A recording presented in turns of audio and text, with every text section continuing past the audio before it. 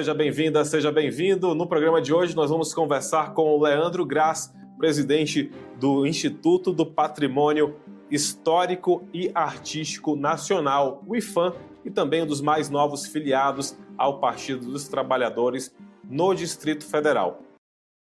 Leandro Graz, seja bem-vindo ao Café PT. Muito obrigado pela sua presença aqui com a gente. Leandro, eu queria já começar falando então sobre a sua filiação, né, ao Partido dos Trabalhadores, que aconteceu na última semana, e entender também como é que foi essa decisão, né, o que te trouxe realmente para o Partido dos Trabalhadores e o que esse movimento vai fazer, representa, né, para as eleições de 2026. Primeiro quero te agradecer a oportunidade de estar aqui, pela primeira vez no veículo oficial do nosso partido, do meu partido agora também, e agradecer a militância, agradecer a todos os dirigentes, as pessoas que me acolheram. Há muito tempo a gente vem fazendo esse diálogo para que essa chegada ela também represente um avanço, porque não significa apenas a minha trajetória, significa acima de tudo a construção do nosso campo político, o fortalecimento do nosso projeto nacional aqui no Distrito Federal, a reconquista, a recuperação do próprio DF. Eu estou muito animado, estou muito feliz. Essa minha vinda para o PT, na verdade, tem muito mais a ver com um retorno à minha origem social e política, a forma como eu ingressei na luta social, que vem justamente da Pastoral da Juventude, dessas comunidades de base da Igreja Católica, que eu começo a participar ali com os meus 12, 13 anos, isso lá na década de 90, tendo depois militado, sendo um grande ativista das campanhas do Partido dos Trabalhadores, meu primeiro voto no presidente Lula em 2002, fazendo também a campanha dele, a nossa campanha aqui no DF. E eu só vou ter vida partidária mais adiante, já como professor, já como alguém que atuava na cidade em outros campos, né, na área ambiental, na área da cultura. E aí eu entro na vida pública, pela primeira vez mandatário em 2018, na eleição daquele ano. Estava na Rede de Sustentabilidade, a convite da ministra Marina Silva.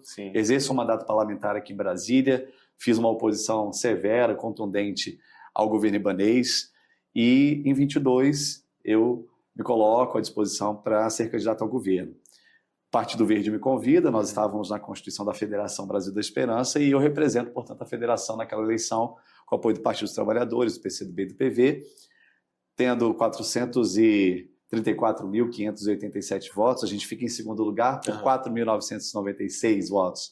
Não há segundo turno, o ibanês ganha por uma margem muito pequena. Logo no segundo turno, então, a gente vai para a campanha do presidente Lula e aqui ele tem o melhor crescimento entre o primeiro e o segundo turno em todo o Brasil. E aí, diante, eu sou convidado para o governo, hoje eu estou na gestão do IPHAN, Instituto do Patrimônio Histórico e Artístico Nacional, muito feliz de poder contribuir com o governo do presidente Lula. E essa minha vinda para o PT, portanto, representa a soma, representa a minha disposição de ajudar, de contribuir para este projeto, fortalecer o PT também. Nós estamos aí num encontro geracional muito especial, muito rico, muito importante, entre pessoas de luta histórica, grandes quadros que pavimentaram o nosso caminho, que lutaram contra a ditadura, que permitiram o surgimento do próprio PT, com a minha geração, que é a geração já da década de 80, e uma geração que está vindo, que está somando também. Então, esse elo geracional é o que vai nos permitir também fazer o que tem que ser feito, que é ganhar as eleições do ano que vem, reeleger o presidente Lula, aqui no DF, ganhar o governo do Distrito Federal, eleger Érica Cocai, nossa senadora, temos também a senadora Leila que vai para a reeleição, ambas do nosso campo político, ampliar nossa bancada federal, hoje são apenas 3 deputados federais dos 8, a gente acredita que tem condições de chegar a uma maioria de 5, quem sabe, no mínimo equilibrar com 4 e fazer maioria na Câmara Legislativa da mesma maneira como a gente já teve em outras épocas, mostrando que a gente não só sabe governar, como a gente tem compromisso com as grandes questões do país e da cidade. Claro. Primeiro de tudo, né, seja bem-vindo ao Partido dos Trabalhadores também, que a sua trajetória seja de bastante sucesso aqui com a gente. E hoje você está nessa atuação, né, no IPHAN, que é uma atuação nacional, mas a gente sabe da sua atuação também aqui em Brasília, né, em todo o Distrito Federal. Como é que você observa, né, que estão sendo aplicadas as políticas públicas hoje aqui em Brasília? Aí a gente entra também, queria entrar também nessa importância, né, da parceria que deve ou deveria haver entre o governo do Distrito Federal e o governo federal, porque é importante que haja essa consonância, né? Porque um precisa, na verdade, do outro, né? De alguma forma. Mas como que você observa realmente que está sendo a atuação política, de um modo geral, aqui dentro do Distrito Federal? Olha, o DF, Brasília, como área metropolitana, Uhum. uma unidade híbrida entre estados Sim. e municípios, nós somos um distrito, sempre foi farol para o Brasil. A gente sempre conseguiu inspirar o Brasil. Veja, alguns programas que, inclusive, o presidente Lula ampliou para o país começam em Brasília. A gente pode falar, por exemplo, do Saúde em Casa, que hoje é o Saúde da Família, que é toda essa rede da atenção primária. O Bolsa Escola, que hoje é um eixo do Bolsa Família, digamos, no sentido da contrapartida de matrícula do filho, que a assistência social exige para poder fornecer o benefício. O Bolsa Escola nasce no Distrito Federal. Depois acopla-se a contrapartida da saúde e vira o Bolsa Família. O Sistema Único de Assistência Social, que foi desenhado, projetado, em Brasília ele tem uma experimentação muito bem sucedida. Entre outros exemplos, a Casa da Mulher Brasileira. Brasília foi celeiro dessas políticas que se tornaram políticas federais. Isso. Da mesma maneira, quando o governo federal, especialmente no governo do presidente Lula, no governo 1 e 2 do presidente Lula, buscou experimentar estratégias de efetivação de direitos, Brasília também serviu como uma espécie de incubadora dessas iniciativas. Ou seja... Que é cumprir realmente o seu papel, né? De ser capital do país. Capital não é só porque é sede administrativa e política. Tem que capital servir de exemplo também. Serve de exemplo. Como no mundo inteiro a gente vê. A capital ela reúne a melhor qualidade da educação, Sim. A capital reúne a qualidade da saúde. O Distrito Federal, infelizmente, de 2019 para cá, vem ladeira abaixo. Essa é a verdade. Nós estamos regredindo em praticamente todos os indicadores sociais. Vou falar de economia. Hoje o desemprego no Brasil está na sua menor taxa dentro da série histórica, né? Menos de 6%. O DF tem uma taxa de quase 13%. Se a gente pegar a educação integral em tempo integral, o Brasil avançou muito nos últimos 3 anos. Tivemos aqui no DF uma redução da oferta proporcional. Nós somos o último lugar entre as 27 unidades em oferta da educação integral. SUS, atenção primária, atenção secundária e terciária em saúde. Estamos aí vendo o Ministério da Saúde, sob liderança do ministro Padilha, implementando o programa Mais Especialistas. Com possibilidade de exames, de atendimento especializado. O DF hoje tem o maior tempo de espera na fila do SUS em todo o Brasil, ou seja, as pessoas não conseguem fazer os exames, elas não conseguem as cirurgias. E aí podemos navegar por outros temas, como grilagem de terras, como pobreza, como população de rua, situações que estão, infelizmente, se agravando aqui. Isso significa não só a falta de gestão, a incompetência, o fracasso, a falta de liderança, mas, acima de tudo, um descompasso que a gente não pode permitir. E nós temos feito oposição ao governo local, ao governo ibanês de Celina Leão. Eu fui deputado distrital de 2019 a 2022, fui um dos parlamentares que mais contrapôs essa gestão, denunciando uma série de irregularidades, de crimes, especialmente durante a pandemia, quando nós verificamos superfaturamento de testes rápidos de Covid, de leitos de UTI, e as pessoas morrendo sem atendimento. Isso é muito grave. Questões também relacionadas à educação, questões relacionadas à cultura também, que é um eixo importante para o nosso governo federal hoje, com a refundação do Ministério da Cultura, mas aqui no DF a cultura também não tem recebido a atenção que merece. E principalmente colocar Brasília na economia do século XXI, tanto verde quanto tecnológica, não há projeto em Brasília. E o PAC está aí, o presidente Lula fazendo uma série de ações, nós temos inúmeros ministérios também induzindo, estimulando os estados e municípios a virem conosco, mas o DF está ficando para trás. Por quê? Porque não tem alinhamento, não é com o partido, não é com a questão política, não tem alinhamento com o povo. Sim. Então a gente está vendo o DF perder uma grande oportunidade, porque há um governador, uma vice-governadora, há líderes políticos aqui que por birra, por falta de espírito público, por falta de envergadura para o cargo que ocupam, estão se isolando das políticas federais. O que é péssimo para quem? Para eles? Para nós, do governo federal? Para o povo. Exato. E isso é muito sério. Então a gente está também nesse processo de convencimento, de comunicação com o povo de Brasília, para mostrar que não só sabemos governar melhor do que eles, como demonstramos no passado, como temos projeto para o futuro da cidade. E é importante, né, você trouxe esses recortes aqui para a gente, mas é importante que a população ela realmente fique atenta, né, a esses números, porque a gente vê que existe uma propaganda muito forte do atual governo aqui do Distrito Federal, e que isso acaba favorecendo até o próprio governo, mas é preciso que as pessoas vão além disso, né? Que as pessoas realmente possam pesquisar as informações, os números. A gente vê algumas obras acontecendo na cidade, obras que se arrastam há vários anos, que parece que até a própria obra já é uma propaganda daquele governo. Quanto mais tempo ela demora ali, mais propaganda ela está fazendo. Então, assim, mas as pessoas precisam saber quanto está sendo investido, por que está atrasando, né? Então, é importante saber esses números, acompanhar como está sendo desenvolvida a saúde, como é que está sendo desenvolvido o transporte, tantas outras áreas, né? Então, é preciso que a própria população tenha esse acompanhamento, né, Leandro? Você tem razão. Esse é um governo, o GDF, liderado por Celina, por Ibanez, que faz muita propaganda, e faz propaganda de coisas que não tem tanto sentido para a população, inclusive. Isso. A gente precisa até reconhecer que, nesse aspecto, eles são competentes para fazer propaganda, para fazer publicidade. A questão é que tipo de ações são essas? Qual é a consequência positiva para a população? Você citou as obras.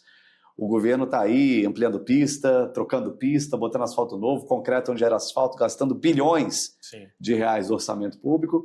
A pergunta é, essas obras de fato são benéficas para a população? Elas melhoram, por exemplo, o transporte coletivo? Qual foi o último investimento profundo em transporte coletivo que tivemos no Distrito Federal? Foi durante o governo Agnello Queiroz, do PT, com a implementação do BRT Sul. Sim. Depois, durante o governo do PSB, houve bilhete único, que foi a integração dos modais. Este governo não fez nada de significativo em transporte coletivo, que é uma das maiores dores da população do Distrito Federal. A gente vê só repasses bilionários para as empresas e melhoria, porque é bom até agora. Exato. E pouca transparência também, muitos questionamentos no Tribunal de Contas, do Ministério Público ao mesmo tempo. É um governo que não deixa muito evidente o que ele pretende e com quem ele está construindo. E, acima de tudo, a melhoria da qualidade de vida do povo, que não tem sido prioridade para eles. Você pega, por exemplo, na educação, a quantidade de creches que esse governo construiu, talvez cheguem a 15 aí ao final dessa gestão de 8 anos.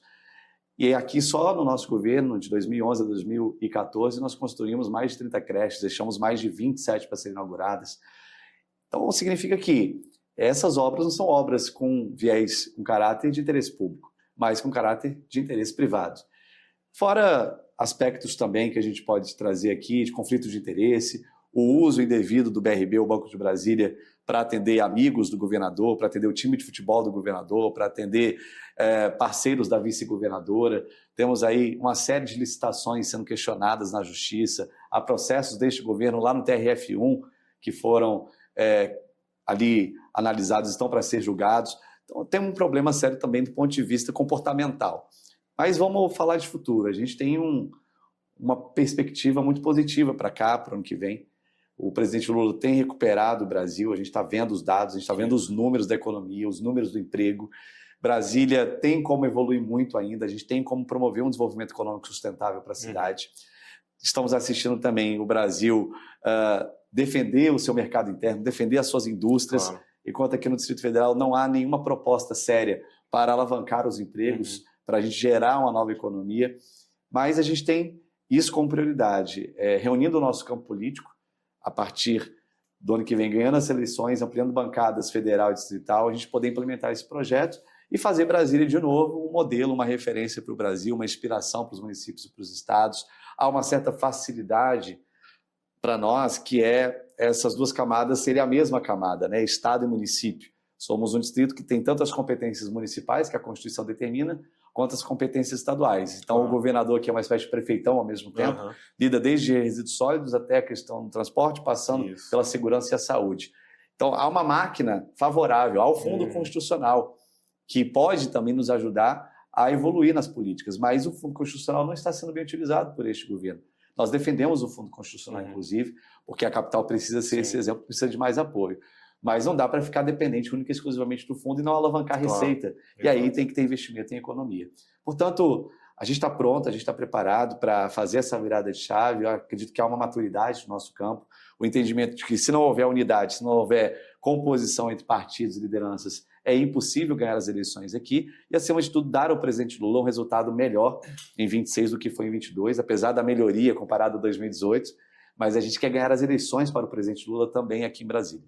E agora entrando no âmbito mais nacional, Leandro, hoje você está à frente, né, do IPHAN, que é o Instituto do Patrimônio Histórico e Cultural, Histórico-Artístico, Patrimônio Histórico-Artístico Nacional. Esse é o IPHAN. E hoje você tem esse desafio, né, de conduzir a reconstrução de uma área que foi bastante desvalorizada, que é a área cultural aqui no Brasil, né? Como o governo Lula ele vem demonstrando essa importância, né, da cultura na sua visão, de que forma que o governo Lula ele realmente tem reconstruído a cultura, né? E de que forma que o IPHAN tem desenvolvido esse papel? Uma das primeiras medidas do presidente Lula foi recriar o Ministério da Cultura, que o governo Bolsonaro havia extinto. Embora o IPHAN não tenha sido extinto, com o fim do MINC, houve um enfraquecimento de todas as políticas culturais, desde museus, perspectiva das artes, incluindo o patrimônio cultural. O IPHAN foi jogado lá no Ministério do Turismo, no entendimento reduzido do que é o patrimônio cultural, no entendimento extremamente desvirtuado do que é o patrimônio cultural. Quando nós chegamos, curiosamente, foi na semana do 8 de janeiro, então já houve ali uma tarefa importante, que era dar todo o apoio para o Palácio Planalto, para o STF, para o Congresso, reconstruírem seus edifícios, recomporem seus acervos, embora o IPHAN não lide só com patrimônio material, porque também havia uma tarefa que era recuperar outras políticas de patrimônio, como o imaterial, que aí nós estamos falando de comunidades, cultura popular, grupos do carimbó, da capoeira, do forró, etc., que também foram muito enfraquecidos, porque o governo Bolsonaro praticamente extinguiu a política do patrimônio imaterial. A educação patrimonial é outro eixo da nossa atuação, também havia sido extinta, a coordenação nacional foi abolida. Também a gestão dos sítios arqueológicos. Temos hoje municípios no Brasil que vivem do turismo em arqueologia, que vivem da pesquisa e da ciência em arqueologia. A arqueologia também ficou abandonada, largada. E o IPHAN muito atacado pelo ex-presidente da República, atacado por entes do governo, atacado até por congressistas que eram da base do governo Bolsonaro. No entendimento muito pobre do que é o papel do IPHAN e o papel do patrimônio cultural. Então, a nossa tarefa, de fato, tem sido muito grande. A primeira é de retomar a autoestima da instituição, internamente falando, seus servidores, seus técnicos. 2, recuperar o Pacto Federativo do Patrimônio. A nossa política pública depende muito do Pacto Federativo, depende muito da relação com estados e municípios. O IPHAN estava isolado nessa relação. Então, sentamos com governadores, sentamos com prefeitos, sentamos com os institutos de patrimônio estadual e municipal, estamos aí com um processo agora de apoio aos entes federados para que eles constituam a sua gestão, seu financiamento e também a sua legislação de patrimônio, para a gente criar um sistema nacional e podermos cooperar.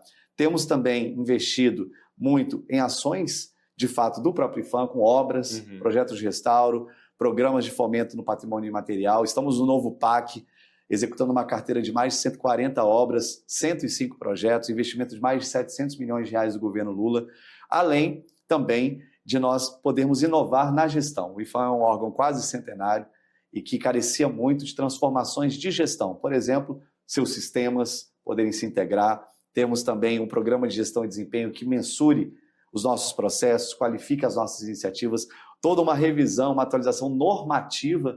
A política de patrimônio ela é muito normatizada, né, em relação ao que pode, o que não pode, o que deve, o que não deve para o patrimônio. A gente está atualizando, dando também melhores condições para a sociedade participar conosco. E ampliando a escuta ativa da sociedade civil, com diversas iniciativas.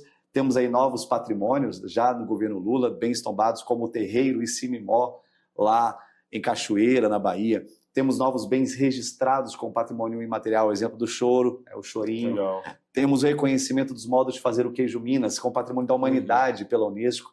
Houve muitos avanços desde a nossa chegada, porque a ministra Margarete tem feito um trabalho também muito grandioso de integração das ações do Ministério e o presidente Lula nos dando as melhores condições para o trabalho fluir, e é a nossa tarefa fazer isso acontecer, né, de fato. Eu tenho certeza que ao final deste governo nós vamos deixar o IPHAN muito mais forte, muito mais atual, muito mais popular, acima de tudo, do que nós encontramos.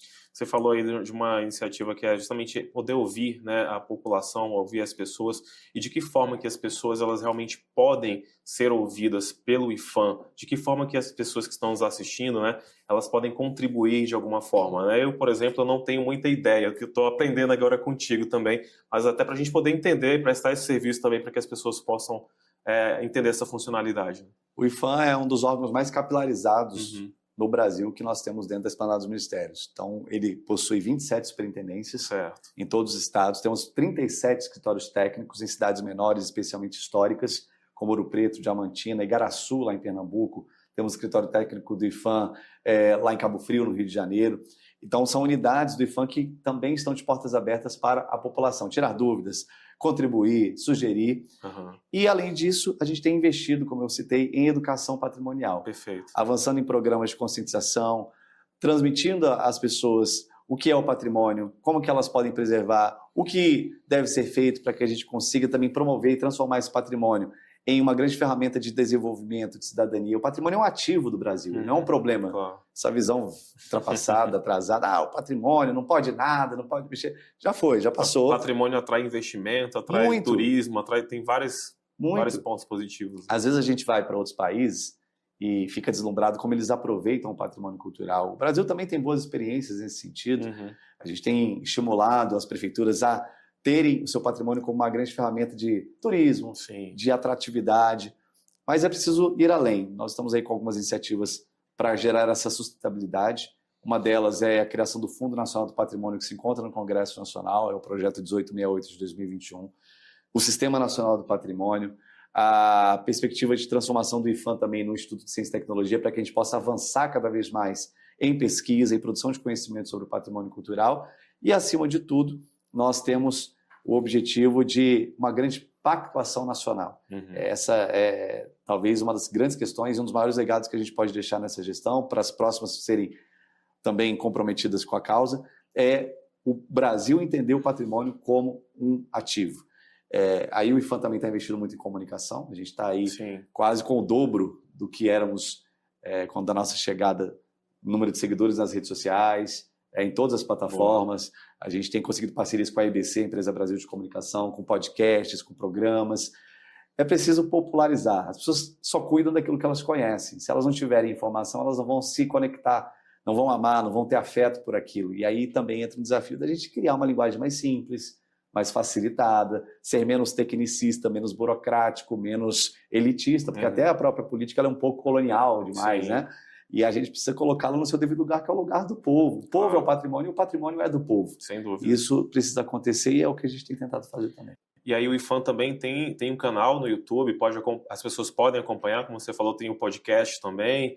A gente pode abrir aqui o espaço para dar esse serviço também. É importante que as pessoas possam realmente acompanhar nesse trabalho que o IPHAN tem desenvolvido, né? E como a gente tem essas ferramentas, eu acho que a gente deve divulgar realmente isso, né? Vou começar falando das plataformas, das redes digitais, tanto o Instagram quanto no Twitter, né, no X, bem como no YouTube, que você citou. O IPHAN está em todas essas plataformas, se conectando, divulgando conteúdo fácil, acessível para a população. Recentemente, a gente realizou com a EBC essa série chamada Nosso Patrimônio. Bacana. Um podcast que recebeu ministras de Estado, representantes da sociedade civil, especialistas, para traduzir algumas pautas relacionadas ao patrimônio.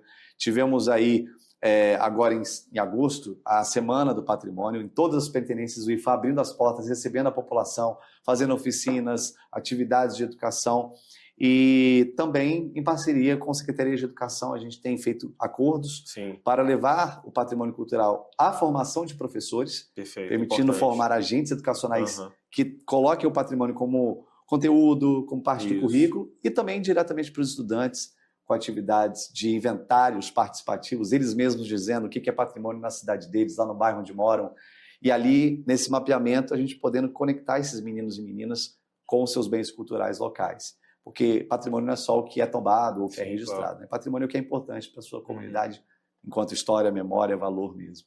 E assim, devagarzinho, a gente vai avançando. Tem muita coisa pela frente, mas os passos estão sendo dados. Com certeza. Então é só você procurar aí, né, nas redes sociais, IPHAN com PH, IPHAN.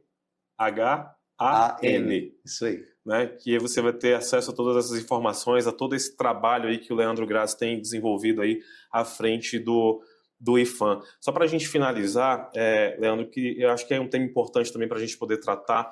A gente está aí às vésperas das eleições de 2026, eleições estaduais, eleições, né, gerais, as eleições nacionais, e um tema que realmente... principalmente nós que estamos no lado progressista, a gente tem tido que lidar, que é justamente o enfrentamento, o combate às fake news, né, que a gente tem sido vítima aí, à torta e à direita aí, por conta da extrema-direita. De que forma que você acha que as pessoas realmente devem, que os candidatos, né, do campo progressista devem realmente enfrentar esse desafio?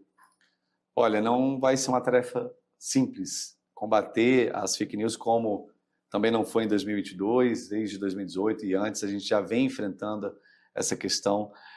O Brasil deu passos importantes, há um debate sobre a regulamentação das plataformas, há um papel fundamental do Ministério Público Eleitoral nisso, que também tem que se intensificar, da própria Justiça Eleitoral, que não pode tolerar crimes de fake news.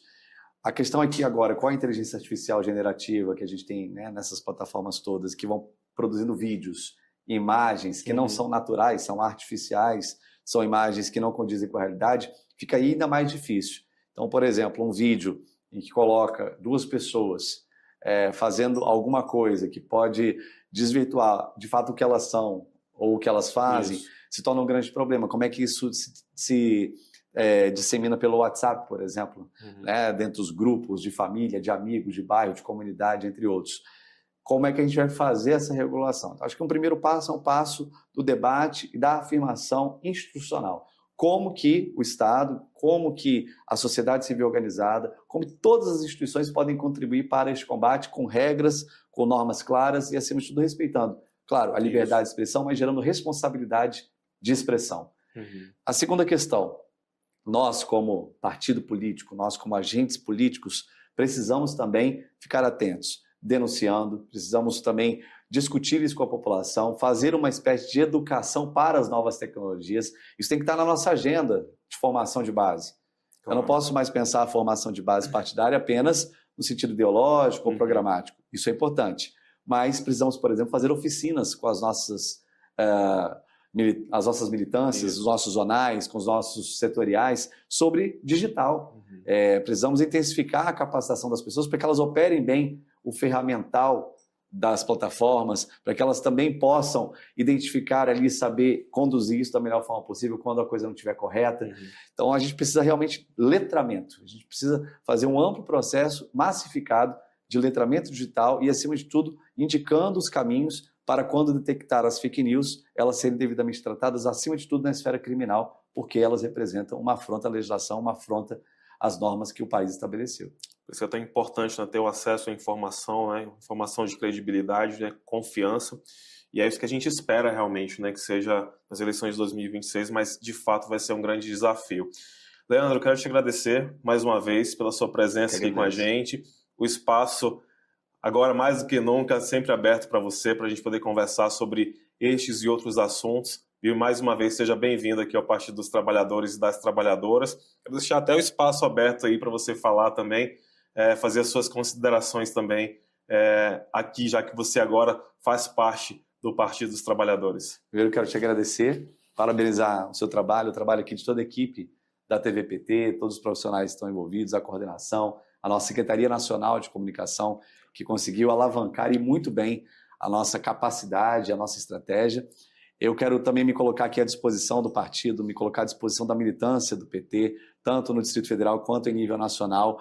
Hoje eu atuo no órgão nacional também e a gente tem podido perceber a riqueza que nós temos e a cultura também como um grande eixo de formação política, de mobilização política para que a sociedade realmente evolua para um caminho de cidadania. E dizer que aqui no Distrito Federal nós vamos fazer todo o esforço possível. Vamos mobilizar ao máximo as nossas capacidades para a reeleição do presidente Lula, que é o nosso projeto mais importante. Não há nada mais importante em 2026 do que a reeleição do presidente Lula, acompanhada, claro, de uma bancada progressista, de uma bancada de esquerda, acima de tudo uma bancada democrática que dê sustentação para o nosso próximo governo. Então a eleição do Senado é fundamental, ela é prioritária para nós. A eleição de deputados federais também muito importante. Aqui no Distrito Federal temos a tarefa de retomar a capital do país e colocá-la de novo numa rota de futuro e desenvolvimento. Até porque é aqui que os três poderes estão sediados. Portanto, o 8 de janeiro não pode se repetir. A gente não pode ter golpista sentado na cadeira do Buriti. A gente não pode ter golpista com a caneta na mão para dizer o que a polícia vai e o que ela não vai fazer. A gente não pode ter golpista cuidando do orçamento do DF. Portanto, recuperar a cidade é fundamental se a gente quiser a democracia de pé e é por isso que nós vamos lutar. Maravilha, Leandro Graz aqui com a gente.